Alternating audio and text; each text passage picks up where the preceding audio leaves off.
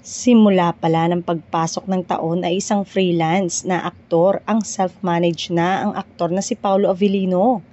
Dati ay nasa ilalim ng kontrata sa ABS-CBN at Star Magic na nag-expired noong September 2024 pa. Bagamat hindi siya kasalukuyang nasa ilalim ng kontrata, nananatili siyang kapamilya at nagtatrabaho sa isang movie project kasama si Kim Chiu sa ilalim ng Star Cinema. Ayon sa balita ay hindi umano wala ng plano na pumirma muli ang aktor ng kontrata sa ABS-CBN.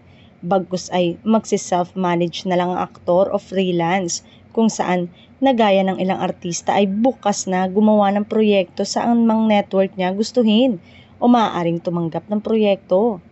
Parang magiging trend ngayong 2025 ang mga celebrity na self-manage na kumbaga. Samantala, inamin naman ng aktor na may mga susunod pa silang proyekto na pagsasamahan ni Kim Chiu.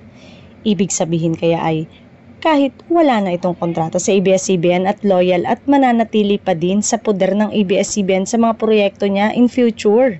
Si Kim Chiu kasi ay loyal sa ABS-CBN at kasalukuyang nakapirma ng exclusive contract sa TV network ng ABS-CBN.